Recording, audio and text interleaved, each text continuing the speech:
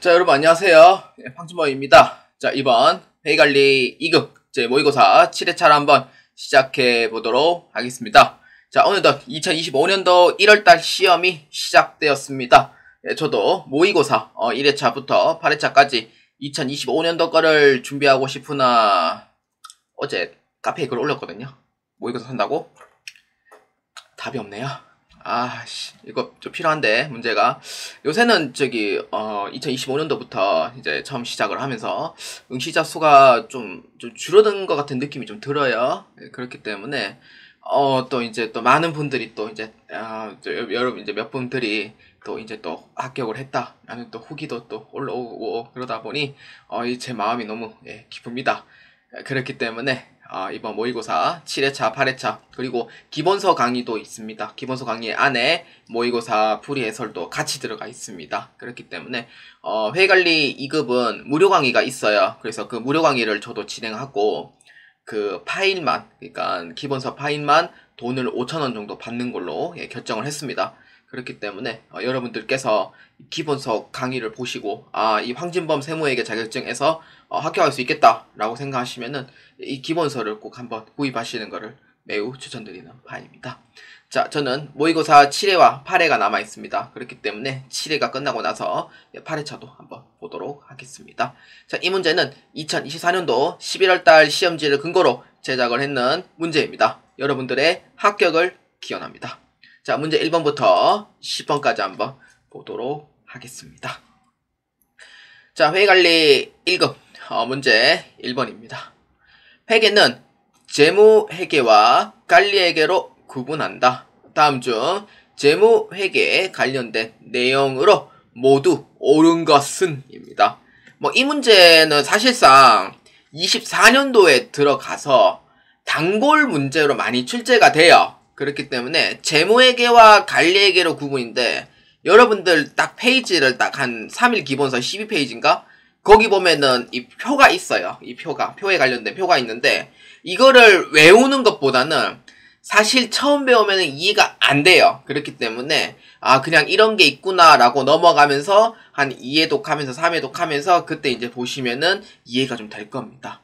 자, 그렇기 때문에 재무회계에 대해서 간략하게 설명하자면은 외부 보고를 한다. 그 다음에 규칙 중심이다. 이거는 이제 GAAP에 대한 설명이고요. 여러분 나중에 재무관리사 배우면은 IFRS는 원칙 중심입니다. 그래서 우리는 이제 규칙 중심 위주로 하는 문제 형태예요. 그래서 규칙 중심, 게다가 재무제표라는 부분 작성을 하고요. 그 다음에 시점은 언제예요? 과거이더라. 이런 4가지 정도 이제 복습해 보시면 되겠고요. 관리에게는 내부 관리예요. 외부 공표 안 합니다. 왜냐면은 원가를 공개하면은 사실상 좀 곤란한 부분이 좀 많은 거죠. 그래서 공사 같은 경우에는 공사 원가 한번 보여줘라. 분양가 왜 이렇게 비싸냐? 라는 부분에 원가 공개를 안 하는 이유도 사실상 그러한 부분도 없지 않아 있고요. 그 다음에 양식은 없고요. 규칙 같은 건 없어요. 그래서 회사 내부에서 이제 자기가 이제 입맛에 맞게 그렇게 진행을 하는 거고, 그 다음에 얘는 미래 쪽 지향을 갖고 있습니다. 그러니까 미래에 투자를 할 거냐 안 할 거냐? 그런 사항이 되는 거죠. 그렇기 때문에 재무회계에 관련된 부분을 제가 정리해서 보자면은 A는 맞는 거죠. 그러니까 B는 아니죠. 재무회계 아니죠. C는 맞아요, 틀려요? 아니죠. 미래죠. 그 다음에 D는 맞죠. 외부 의사결정을 하기 위함이다. 맞죠. 그 다음에 재무제표 작성과 책임은 누구한테 있어요? 종업원에게 있어요? 아니죠. 누구한테 있어요? 경영자나 경영진에게 있다라는 얘기가 있습니다. 이 문제는 전사회계 1, 2급에서 자주 출제되는 문제 중 하나죠. 그렇기 때문에 이에 대한 얘기는 맞아요, 틀려요? 아닙니다. 그렇기 때문에 올바른 거 몇 번? AD가 정답이 됩니다. 그렇기 때문에 이에 해당한 정답 몇 번? 3번으로 체크해 주시면 되겠습니다. 자, 회계관리 2급 문제 2번입니다. 회계 거래를 기술하기 위해 복식부기를 기록한다. 이거를 제가 이걸 좀 진하게 해야 되는데 안 했네요. 나중에 수정할게요. 다음 중 복식부기의 특징으로 올바르지 않은 것은 입니다. 요거는 책에 보면 있어요. 복식부기의 특징이라 가지고 세 가지가 이렇게 나열되어 있거든요. 뭐 거래의 이중성, 대차평균의 원리 뭐 이렇게 이제 기록이 되어 있고요. 그렇기 때문에 복식부기라고 하면은 영어로 더블부킹이라는 약자죠. DB라고 부르죠. 더블부킹. 그래서 이거를 차변에 있는 내용과 대변에 있는 내용을 둘 다 기록을 하는 방식이 복식부기의 원리다라고 설명을 하고 있어요. 그렇기 때문에 차변과 대변의 기록을 맞는 얘기가 되죠. 그 다음에 차변과 대변의 금액이 맞아야 돼요? 틀려야 돼요? 금액이 둘 다 일치해야 된다는 거죠. 그래서 대차평균의 원리는 맞고, 그 다음에 이러한 사항의 거래에 대해서 이제 올바르게 차변과 대변을 기록하는 거래의 이중성이라는 부분이 있습니다. 원장의 전기는 복식부기의 특징이 아니에요. 이거는 회계의 순환 과정에 대한 설명이죠. 그래서 복식부기의 특징은 올바르지 않은 거 몇 번입니까? 그렇죠. 정답은 4번으로 체크해 주시면 되겠습니다. 자, 회계관리 2급 문제 3번입니다. 다음 중 회계상 거래가 맞는 것은 입니다. 맞는 거예요? 아닌 거 아니에요? 맞는 것은 입니다.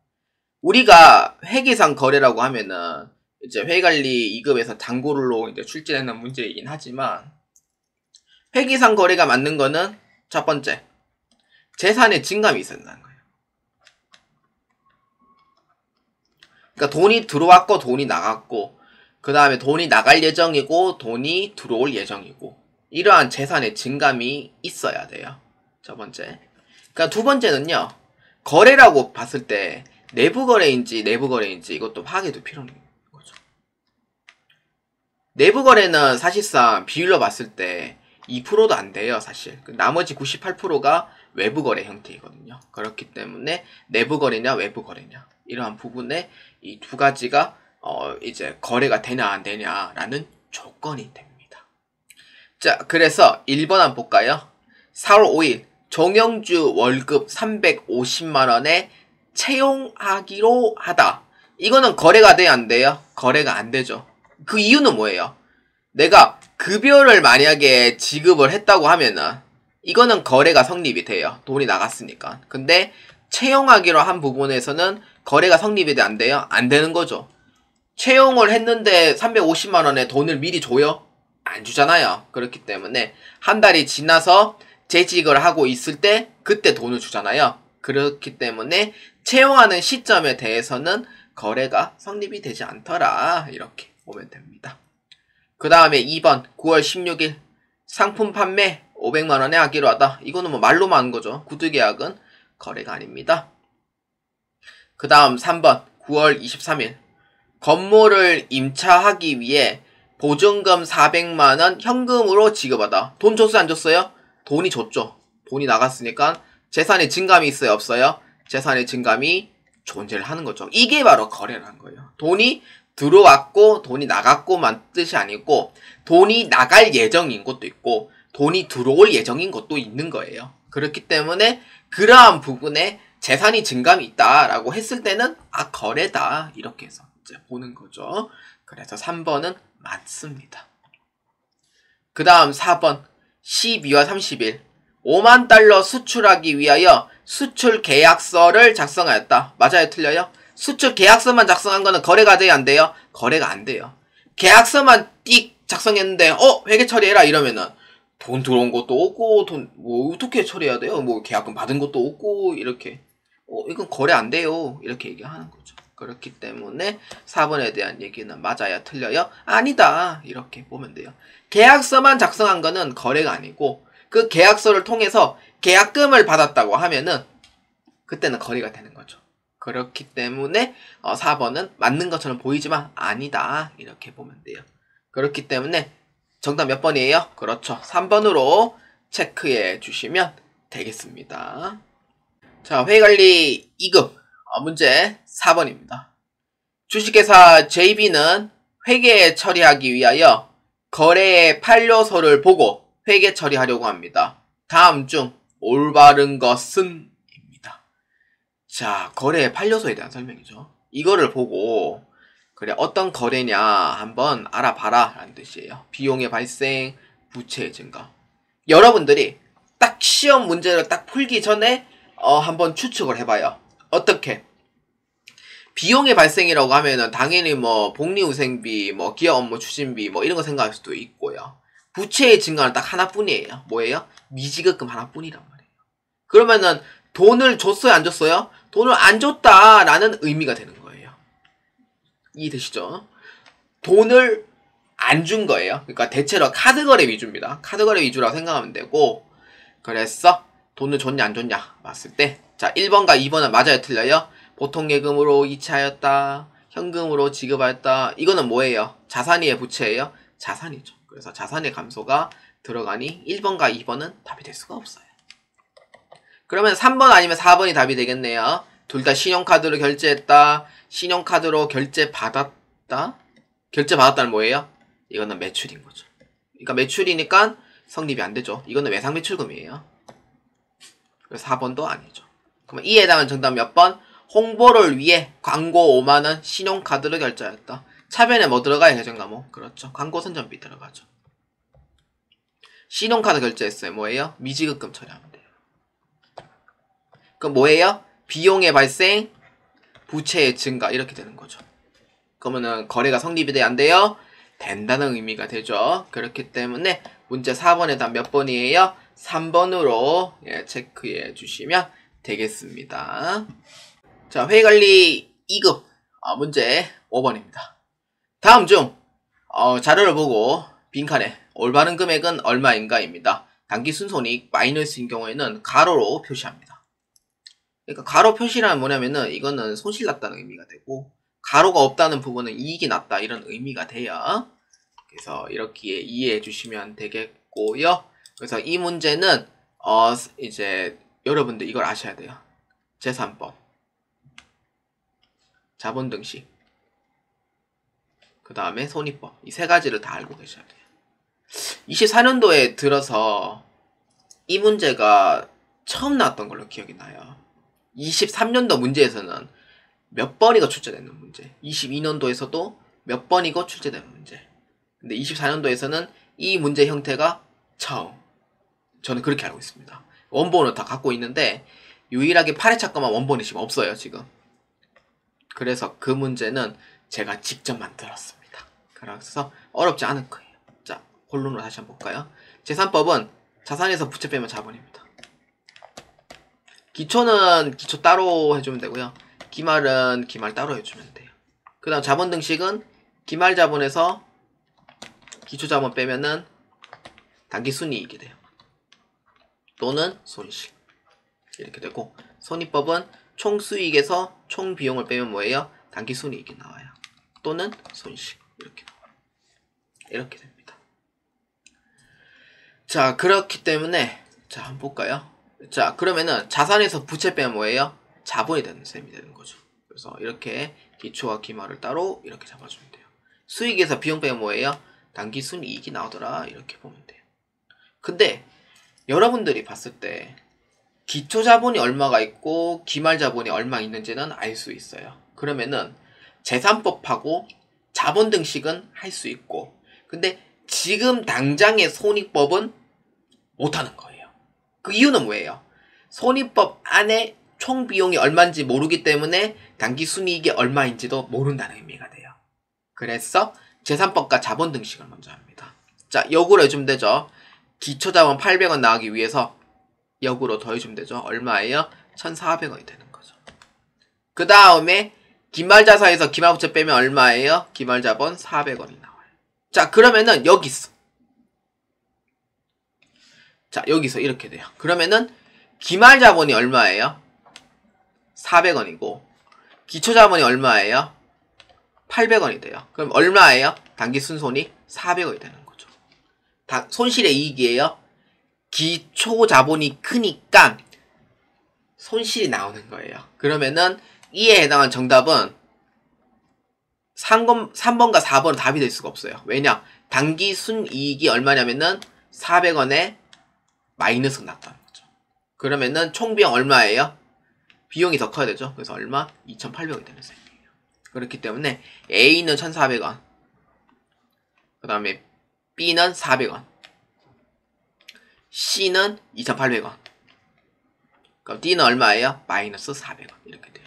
자, 이 문제에서 전체 4개가 다 맞은 건 몇 번이에요? 정답이? 맞습니다. 5번에다 몇 번? 1번으로 체크해 주시면 되겠습니다. 자, 회의관리 2급 문제 6번입니다. 다음에 거래 시 총계정 원장으로 올바르게 기입한 것은 입니다. 자, 봅시다. 외상 매출금 5만 원을 보통 예금으로 회수하였다. 자, 이거는 이제 T자의 형인데 이거 읽는 방법이 정말 중요해요. 그래서 기본서에도 제가 여러분들 실습할 수 있도록 준비를 해놨는데 간단하게, 그래서 이거를 읽는 방법을 제가 설명해 드릴게요. 자, 이거는 외상매출금이라고 적혀있는 부분, 보통예금이 적혀있는 부분은 요거는 아시다시피 계정강호명입니다. 계정강호명이고, 자, 이렇게 이제 T자로 이제 T자 약식 원장이라고 불러요, 이거를. 그래서 이렇게 이제 동그라미가 이제 3개가 이렇게 딱 기입이 되는데, 지금 날짜가 없으니까 날짜를 안 적어놨는데, 이 제일 왼쪽에 적힌 날짜가 뭐냐면은, 이거는 날짜예요. 날짜고, 자, 이 제일 오른쪽에 있는 부분은 금액을 작성하는데, 이때 이 금액 작성은 기준점이 뭐냐면은, 이 기준점이 해당 계정 과목에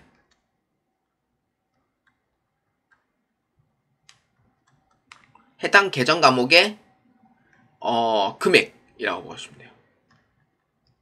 그러니까 지금 뭐냐면은 외상매출금에 해당하는 금액을 작성하는 거예요. 이렇게 이해해 주시면 돼요. 그러면 외상매출금 대변이 있으니까 대변에 5만원을 기입하는 셈이 되는 거죠. 그래서 이런 거고, 그 다음에 이 가운데 게 가장 중요한데, 이게 뭐냐면은 반대쪽 계정 과목, 그러니까 오른쪽에 기입되어 있는 사항은 이게 뭐냐면은 차변에 해당하는 계정 과목이에요. 차변에 해당하는 계정 과목명을 작성해 줍니다.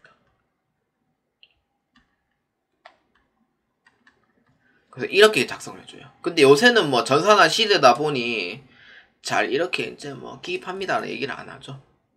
그래서 이런 셈이다, 이렇게 봐주시면 돼요. 그래서 이 문제 나왔을 때 첫 번째는 뭐냐면은 분계를 먼저 해봅니다. 분계를 해봤을 때 차변에 보통예금 회수했으니까 돈 들어왔네요. 그래서 얼마냐면은 5만원. 그 다음 대변에 뭐예요? 외상대금 회수니까 외상매출금은 받을 수 있는 권리를 상실하게 됩니다. 그래서 자산의 감소가 돼요. 그래서 5만원이 됩니다. 그래서 이렇게 해서 보아주시면 돼요. 자, 그러면은 T자를 그렸을 때 보통예금이 어디로 들어가야 돼요? 그렇죠. 금액이 차변에 있잖아요. 금액은 저기 차변에 기록이 되는 거. 외상매출금은 어디로 기록돼야 돼요? 대변으로 기록돼야 되는 거죠. 그래서 금액 위치를 먼저 확인해요. 첫 번째 차변과 대변의 금액 위치를 확인해 줍니다. 이렇게. 그러니까 보통예금이 차변에 기재되어 있잖아요. 그러면 보통예금 차변에다가 기입해 주면 되고, 그 다음에 외상매출금이 대변에 기입되어 있잖아요. 그러면 외상매출금 대변에다가 금액이 올바르게 놓아져 있나 확인해 주는 거예요. 그러면 1번하고 4번은 답이 돼, 안 돼요? 답이 될 수가 없는 상황이죠. 이거를 먼저 확인해 주셔야 돼요. 근데 이걸 확인 못하면 그냥 찍을 수밖에 없어요, 사실은. 그 다음에 두 번째는 이제 위치 확인했죠. 두 번째는 이제 계정 과목명을 확인해 주셔야 돼요. 자, 보통 예금에 들어가 있는 부분에 이 왼쪽에 있는 사항에서는 뭘로 봐야 돼요? 아까 대변에 있는 계정 과목이 오른쪽이면은 반대로 뭐예요? 차변에 해당하는 계정 과목명을 작성해줘요. 대변에 해당하는 계정 과목명이에요.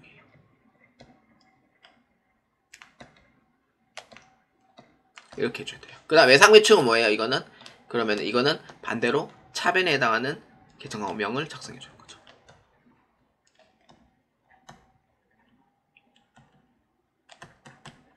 이렇게 기입을 해줍니다.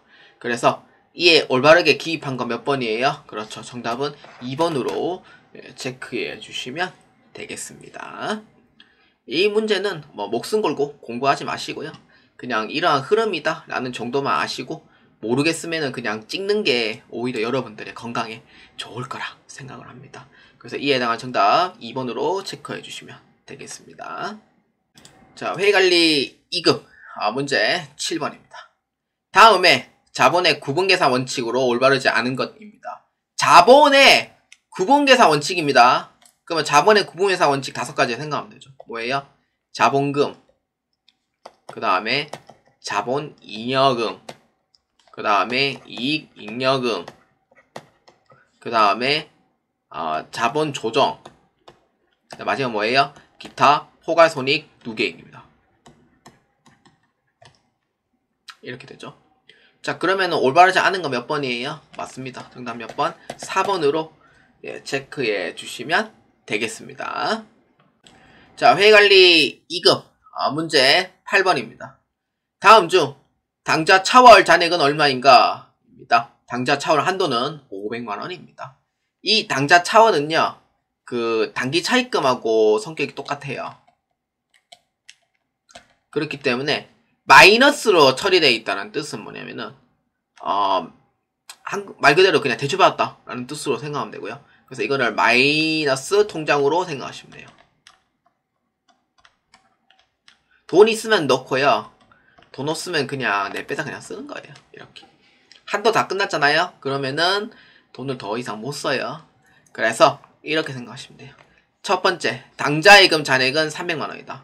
그래서 당좌예금 잔액이 플러스 300만원이 존재를 하는 거고 3월 16일에 수표를 발행했대요. 그럼 3월 16일에 수표 발행했으니 당좌예금 잔액에 마이너스 300만원, 그 다음에 당좌 차월에 마이너스 300만원. 그러면 이때 잔액은 얼마 남아요? 잔액은 0, 마이너스 300만원. 이렇게 되는 거죠. 이게 바로 당좌 차월. 이렇게 보여주시면 되고요. 그 다음에 3월 31일자에 외상대금 100만원 수표를 수령하였다. 100만원 돈 들어왔죠. 그럼 뭐예요? 잔액 얼마 남아요? 마이너스 200만원이 남더라. 이렇게 보면 돼요. 당좌 차월이죠. 그러면은 이 문제에 요구하는 사항에 당좌 차월의 잔액은 얼마 남았습니까? 라고 하면은 300만원은 들어왔는데 돈이 나갔으니 잔액이 없고, 그 다음 은행에다가 돈을 빌렸으니 마이너스 300, 그 다음 100만원이 들어왔으니 그만큼 빼주면 됩니다. 그래서 얼마? 마이너스 200의 최종 잔액이더라. 이렇게 보아주시면 됩니다. 그래서 이에 해당한 정답 몇 번? 1번으로 체크해 주시면 되겠습니다. 자, 회의관리 2급 문제 9번입니다. 주식회사 JB는 유가증권을 취득합니다. 이 유가증권의 용도를 보고 계정 과목을 결정하기 위해 올바른 것은? 입니다. 자, 어떤 계정 과목인지 한번 볼까요? 자, A. 유가증권이다. 채무증권인지 지분증권인지 구분이 안 된대요. 그러니까 유가증권인 거는 맞는데 채무증권인지 지분증권인지 난 몰라요 라는 뜻이에요. 그래서 두 번째를 봤을 때 단기 시세 차익 목적으로 보유한다. 선생님, B만 봤을 때는 단기 매매 증권이 아닙니까? 라고 생각할 수는 있지만 이 문제에 함정 카드가 있어요. 뭐냐면은 만약에 시장성이 존재를 한다고 했을 때는 단기 매매 증권이 맞아요. 맞지만 근데 만약에 시장성이 없다 하면 뭘로 하시겠어요? 단기 매매 증권 하시겠어요? 오호, 이러면 틀려요. 뭐예요? 만약에 시장성이 없다고 하면은 매도하는 증권이 돼요. 그래서 시장성의 여부도 무조건 언급이 되어 있어야 돼요. 그렇기 때문에 시장성이 있다면은 단기 매매 증권, 시장성이 없다 이러면은 매도하는 증권입니다. 그래서 이 함정 카드를 조심하셔야 돼요.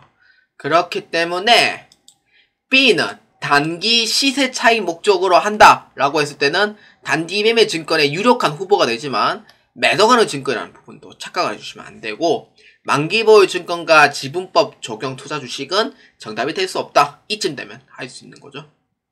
그 다음에 취득 시 부대 비용은 별도 처리한다. 단기 매매 증권은요, 취득 시 부대 비용 별도입니다. 이거는 바뀐 지 꽤 됐어요. 제가 처음에 2006년도에 회계원리 배울 때 회계원리 책이 지금도 있거든요. 2006년 책이. 그때는 단기 매매 증권이 부대 비용 포함이었어요. 근데 이게 제가 알기로는 2010년인가 2011년부터인가 바뀌었어요. 이게 부대 비용 별도 처리가. 그래서 부대비용 별도 처리가 되어 있는 부분이라고 하면은 단기 매매 증권이고, 매도하는 증권은 부대비용 포함 처리합니다.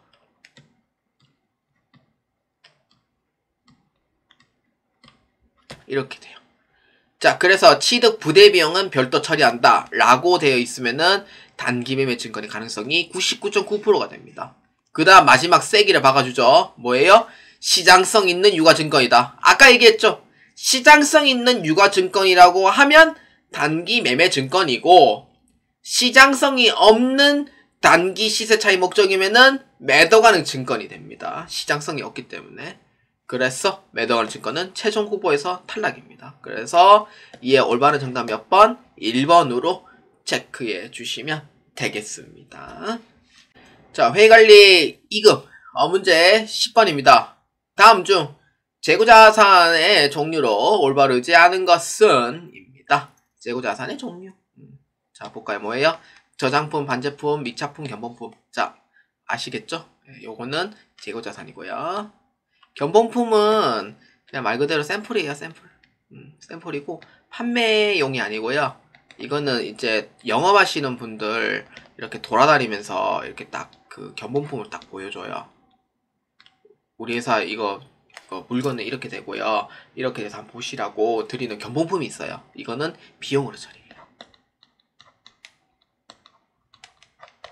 그렇기 때문에 올바르지 않은 거 몇 번? 4번으로 체크해 주시면 되겠습니다.